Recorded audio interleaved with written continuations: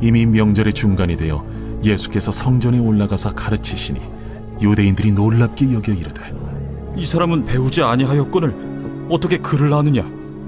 예수께서 대답하여 이르시되, 내 교훈은 내 것이 아니요 나를 보내신 이의 것이니라. 사람이 하나님의 뜻을 행하려 하면 이 교훈이 하나님께로부터 왔는지 내가 스스로 말함인지 알리라. 스스로 말하는 자는 자기 영광만 구하되 보내신 이의 영광을 구하는 자는 참되니 그 속에 불의가 없느니라. 모세가 너희에게 율법을 주지 아니하였느냐? 너희 중에 율법을 지키는 자가 없도다. 너희가 어찌하여 나를 죽이려 하느냐? 당신은 귀신이 들렸도다. 누가 당신을 죽이려 하나이까? 내가 한 가지 일을 행하매 너희가 다 이로 말미암아 이상히 여기는도다. 모세가 너희에게 할례를 행했으니, 그러나 할례는 모세에게서 난 것이 아니오 조상들에게서 난 것이라. 그러므로 너희가 안식일에도 사람에게 할례를 행하느니라. 모세의 율법을 범하지 아니하려고 사람이 안식일에도 할례를 받는 일이 있거든. 내가 안식일에 사람의 전신을 건전하게 한 것으로 너희가 내게 노여워하느냐? 외모로 판단하지 말고 공의롭게 판단하라. 여러분 반갑습니다. 오늘도 큐티로에는 기막힌 하루입니다. 본문 말씀 요한복음 7장 14절부터 24절의 말씀입니다. 예수님께서 이 땅에 오신 목적은 하나님 아버지의 뜻을 이루고 성취하기 위함이었습니다. 그래서 오늘 예수님 말씀하시기를 참된 하나님 나라의 자녀는 자기 영광을 구하는 것이 아니라 하나님의 영광을 드러냄으로써 자신의 참됨을 드러내게 된다고 말씀하십니다. 자, 그렇다면 우리가 어떻게 하나님의 뜻과 영광을 드러내는 삶을 살 수가 있겠습니까? 자, 먼저 오늘 14절 15절의 말씀에 이 8일간 계속되는 초막절 명절이 중간쯤 되었을 때 예수님께서 성전에서 가르치셨다고 합니다. 자, 그런데 이 예수님의 가르침을 듣고 사람들이 놀랐습니다. 왜냐하면 예수님은 한 번도 정식으로 랍비 교육을 받은 것이 아니었는데 그 어떤 랍비보다 성경을 유창하게 해석하고 가르쳤기 때문인 것이죠. 자, 그러자 16절에서 예수님 말씀하시기를 나의 교훈은 사람으로 말미암은 것이 아니라 하나님께로부터 말미암은 것이다 라고 말씀하십니다. 그렇습니다. 하나님의 진리는 사람의 지식과 학식으로 깨달아지는 것이 아닙니다. 만약 성경이 사람의 지성으로 깨달아지는 것이었다고 한다면 이 세상에서 가장 똑똑한 사람들이 가장 잘 믿어야 할 것입니다. 그러나 스티븐 호킹 박사 같은 대단한 천재들도 진리를 깨달지 못하는 것을 보면서 우리는 이 진리가 오로지 하나님께 속한 것이라는 것을 알게 됩니다. 반대로 이 진리가 하나님께 속한 것이기 때문에 하나님께서 그 진리를 열어 보여주시고 깨닫게 하시는 자는 누구라도 그 말씀을 깨닫고 구원받을 수 있는 것이죠. 여러분, 저는 이 성경의 진리가 오로지 하나님께 속하였다는 것을 증명하는 한 분을 여러분에게 소개하고 싶습니다. 이분은 우리 안산중앙교회 권사님 한 분이십니다. 우리 권사님은 장애로 말미암아 아주 젊은 시절부터 두 귀의 청력을 거의 잃으신 분입니다. 얼마나 귀가 안 좋으신지 성능 좋은 보청기를 끼워도 사람의 소리가 거의 안 들릴 만큼 중증 장애인이십니다. 그래서 이제껏 교회를 다닌다고는 했지만 설교를 들을 수 없었기 때문에 그저 예배 시간에 앉았다 돌아가는 그게 신앙생활의 전부였습니다. 그런데 우리 교회가 큐티 목회를 시작하면서 권사님께서 이 큐티인을 읽기 시작하셨습니다. 그리고 그 책에 실린 해설과 간증을 읽으면서 이분에게 구속사가 들어가기 시작했습니다. 말씀이 깨달아지고 믿어지게 된 것입니다. 바로 그때부터 은혜를 스펀지처럼 빨아들이기 시작했습니다. 그렇게 구속사에 대한 은혜와 사모함이 커지니 어느 날 우리 권사님께서 저에게 요청하시기를 내가 정말 구속사의 말씀을, 이 설교 말씀을 듣고 싶은데 내가 들을 귀가 없으니 자신에게 제발 이 목사님의 설교문을 좀 제공해 달라고 그렇게 간청하셨습니다. 그래서 그때부터 저와 우리 교회 교역자들의 모든 설교문을 빠짐없이 권사님께 보내드렸습니다. 그리고 권사님은 예배 때마다 예배 자리에 앉아서 그 설교문을 읽으면서 예배를 드린 것입니다. 그럼에도 누구보다 먼저 예배의 자리에 나오시고 누구보다 예배를 사모하십니다. 권사님은 당연히 귀가 들리지 않으니 우리 교회에서 시행되는 어떤 양육도 훈련도 받으신 적이 없습니다. 그러나 혼자서 주어진 설교문을 읽고 또 읽고 줄을 쳐가면서 그 설교를 통해 배운 대로 큐티하면서 누구보다도 구속사를 선명하게 깨닫고 내죄를 보며 회개를 이루셨습니다. 그리고 그것을 가정에 적용하게 되면서 놀라운 가정의 회복과 변화를 이루어 내신 것입니다. 저는 우리 권사님의 모습을 통해서 내 교훈은 내 것이 아니요 나를 보내신 이의 것이니라의 오늘 이 말씀이 참으로 진리임을 깨닫습니다. 그렇죠. 하나님의 진리의 말씀은 전적인 하나님의 은혜의 선물입니다. 그래서 겸손히 말씀의 은혜를 사모하는 자에게 하나님은 차별 없이 아낌없이 은혜를 부어주시고 또한 말씀을 깨닫는 지혜를 열어주십니다. 우리 모두 심령이 가난한 자가 되어서 하나님의 진리의 말씀으로 부욕해 되는 저와 여러분 우리 모두가 되기를 소망합니다. 자, 질문해보죠. 내가 성경을 몇 독했다. 내가 제자훈련을 몇 번 수료했다가 나의 의와 자랑이 돼 있지는 않습니까?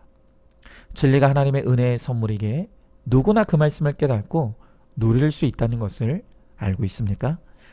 겸손히 사모하는 마음으로 예배와 목장과 양육에 동참하여서 풍성한 말씀의 은혜를 믿고 살고 누리는 우리 모두가 되기를 바랍니다.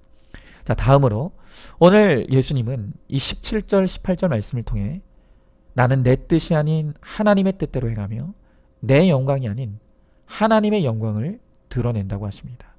그리고 또한 바로 이런 사람들이 참된 하나님의 자녀라고 말씀하십니다. 저는 지난 화요일 큐티 말씀을 통해 진짜 제자와 가짜 제자를 구분하는 기준에 대해서 말씀드렸었습니다. 그 말씀을 통해 진짜와 가짜의 차이가 여러 가지가 있지만 그 중에서도 중요한 것은 인생의 주어가 누구인가를 보면 내가 진짜인가 가짜인가를 알 수 있다고 말씀드렸죠. 가짜 제자는 인생의 주어가 누구라고 했습니까? 바로 나입니다. 가짜가 부르짖는 것은 언제나 내 행복, 내 뜻, 내 마음, 내 것, 온통 나입니다. 그러나 진짜 제자의 주어는 하나님입니다. 하나님의 뜻, 하나님의 마음, 하나님의 영광, 하나님의 은혜를 언제나 나보다 앞세우고 고백하는 것이죠. 그래서 참된 하나님의 자녀가 날마다 쳐내고 버려야 할 것이 바로 생색과 자랑입니다. 여러분, 우리가 왜 자꾸 생색이 올라오고 자랑이 올라옵니까? 그것은 바로 내가 했고 내 덕이고 내가 아니면 안 된다고 생각하기 때문인 것이죠. 그러나 오늘 성경은 우리가 자랑할 수 있는 것이 아무것도 없다고 말합니다. 왜냐하면 모든 것이 다 하나님의 은혜이기 때문입니다. 오늘 내게 주어진 이 하루도 하나님께서 내게 주신 하나님의 것이고 또 내게 주어진 오늘 나의 건강도 하나님께서 주신 하나님의 것입니다. 그러므로 내가 쏟아붓고 있는 나의 수고도 하나님이 주신 하루와 건강이 있기에 가능한 것이 이 또한 내가 자랑할 것이 없는 하나님의 은혜인 것입니다. 여러분, 바울을 보십시오. 바울은 누구보다 충성했고 누구보다 수고했고 누구보다 많은 열매를 거두었던 사람입니다. 그런 그가 고백하는 것이 무엇입니까? 고린도전서 15장 10절에서 바울이 이렇게 고백합니다.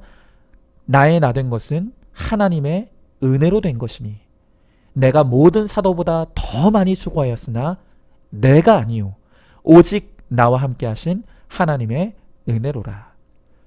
자, 여러분, 바울이 지금 무엇을 고백합니까? 이제껏 내가 다른 어떤 사람들보다 많은 수고를 했다는 것입니다. 그런데 이 나의 수고가 어떤 자랑도 의도될 수 없는 것은 이것조차도 하나님의 은혜이기 때문이라는 것입니다. 그래서 나는 아무것도 자랑하지 않는다고 합니다. 그렇습니다. 우리의 모든 것은 오로지 하나님의 은혜로 된 것이며 하나님의 은혜의 열매입니다. 그러므로 이 하루를 통해 우리가 입술의 고백을 통해 하나님의 은혜입니다. 하나님이 하셨습니다. 또한 하나님께 감사합니다. 고백하는 이 고백의 적용을 이루며 살아가는 오늘 하루가 되시기를 소망합니다. 자, 질문해보죠. 내 입술의 고백은 누구를 앞세우고 또 무엇을 고백하고 있습니까? 끊임없이 내 입에서 나 아니면 안 돼. 나 같은 아내, 나 같은 남편, 나 같은 부모 있으면 낳아보라고 해. 나니까 참고 산 거야 하며 끊임없이 나를 드러내고 있지는 않습니까? 오늘 이 하루 하나님의 은혜와 영광을 드러내는 입술의 적용을 이루어 보시기 바랍니다. 하나님 감사합니다. 하나님의 은혜입니다. 하나님께서 하셨습니다. 자, 마지막으로 오늘 예수님은 우리가 구원을 위해 살 때 하나님의 영광을 드러내게 된다고 말씀하십니다. 자, 21절 말씀해 보니까 예수님이 하신 한 가지 일로 사람들이 예수님을 이상히 여긴다고 합니다. 아마도 예수님이 하신 그 한 가지 일이란 지난 요한복음 5장에서 안식일에 이 38년 된 병자를 고치셨던 그 사건을 의미하는 것으로 생각됩니다. 이 종교 지도자들은 예수님께서 안식일에 사람을 고치신 것을 문제 삼고 나섰던 것입니다.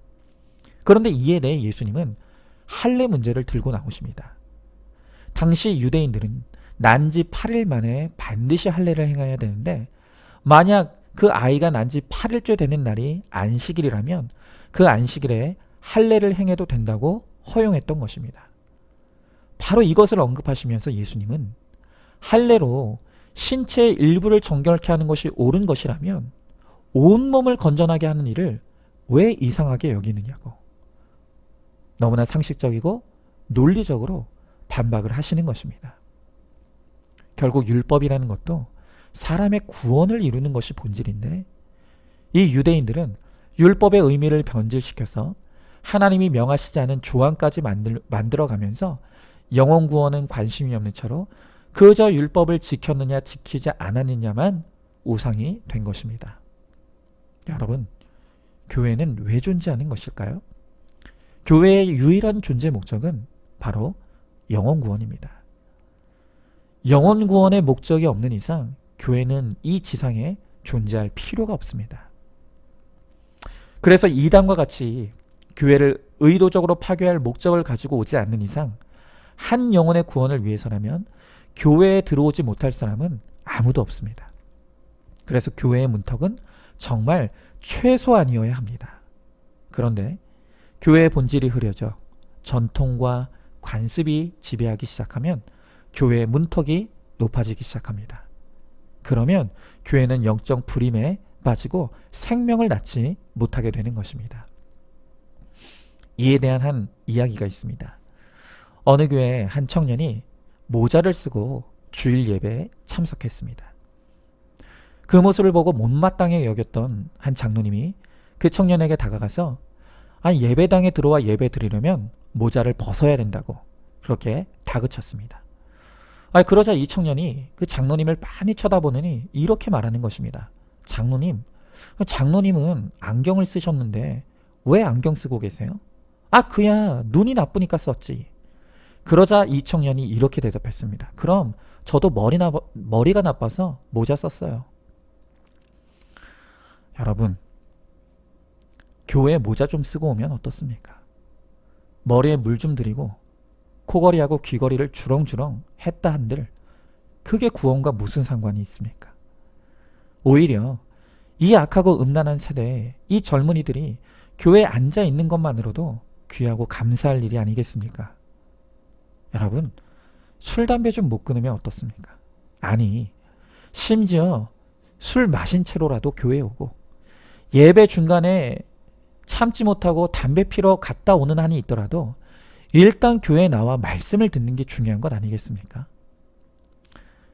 제가 이번 연초에도 우리 성도님들이 주신 기도 제목들을 가지고 이제 산에 들어가서 하나하나 그 기도 제목들을 읽으며 기도를 했습니다. 그런데 우리 성도님들이 주신 기도문 중에 한 성도님의 기도 제목이 눈에 띄었습니다. 그 기도 제목은 이랬습니다. 1년 동안 술 마시지 않은 적용이 평생 가도록. 이렇게 적혀 있었습니다. 1년 동안 술 마시지 않은 적용이 이제는 평생 가도록. 제가 이분이 술을 꽤 좋아하시고 또 많이 드신다고 알고 있었습니다. 그런데 이 기도 제목을 보니까 이분이 1년 동안 술을 안 마시는 적용을 했다는 것입니다. 그리고 이제 이 적용이 평생의 적용이 되게 해달라고 기도 제목을 올린 것입니다. 제가 이게 무슨 의미인지 잘 몰랐습니다. 그런데 얼마 전에 이 기도 제목의 의미를 알게 되었습니다. 이때는 재작년 송구 영신 예배였습니다. 이때만 해도 코로나가 터지기 전이어서 모두가 함께 모여 송구 영신 예배를 드렸었죠. 그런데 이 성도님께서 예배 전에 술을 드시고 아마도 얼큰하게 좀 취하셨었나 봅니다. 그래도 송구 영신 예배를 드리러 가겠다고 그렇게 이제 준비를 하신 것입니다. 그런데 이제 부인 성도님께서 남편이 이렇게 술 먹고 예배 드리러 가겠다고 하니 좀 창피하셨는 모양입니다. 술도 먹었으니 나 혼자 갈 테니 오지 말라고. 그렇게 말렸는데 기어이 이 성도님께서는 예배에 오셔서 그 자리에 앉아서 예배를 드린 것입니다. 저는 그런 사실이 있었는지도 몰랐습니다. 그런데 이제 예배가 끝나고 집에 돌아오셔서 부인과 이 성도님이 아마도 좀 한바탕 하신 모양입니다. 어떻게 술 먹고 교회 갈 수 있느냐고. 내가 창피해서 고개를 들 수가 없다고. 당신은 창피하지도 않느냐고. 그런데 부인이 그렇게 타박을 할 때 그 즈음에 이 성도님께서도 아마 술이 좀 깨셨는 모양입니다. 그리고 아내의 핀잔에 이 창피함이 몰려오기 시작한 것입니다. 그래서 그날로 내가 다시는 술 먹지 않겠노라고 금주 선언을 하신 것입니다. 그리고 그날부로 집에 있던 술도 다른 사람에게 다 나눠줘 버리고 그날부터 술을 끊기 시작했다고 합니다. 그런데 놀랍게도 그렇게 술을 좋아하시던 그분이 그날 그 이후로 1년간 술을 입에도 대지 않았다고 합니다. 그리고 그렇게 1년이 흐르고 다시 송구 영신 예배를 통해 기도 제목을 내시면서 이제 술 먹지 않는 적용을 1년을 했으니 이 적용이 평생의 적용이 될 수 있도록 기도 부탁을 올린 것입니다. 자, 여러분 생각해 보시자고요. 이분의 이 놀라운 변화가 어떻게 시작됐습니까? 그것은 술 취했을지언정 교회에 왔기 때문 아닙니까? 만약 결국 부인의 만류로 교회에 오지 않았다면 그때 느꼈던 그 부끄러움도 느끼지 않았을 것이고, 그랬다면 여전히 술을 마시고 계셨을 것입니다.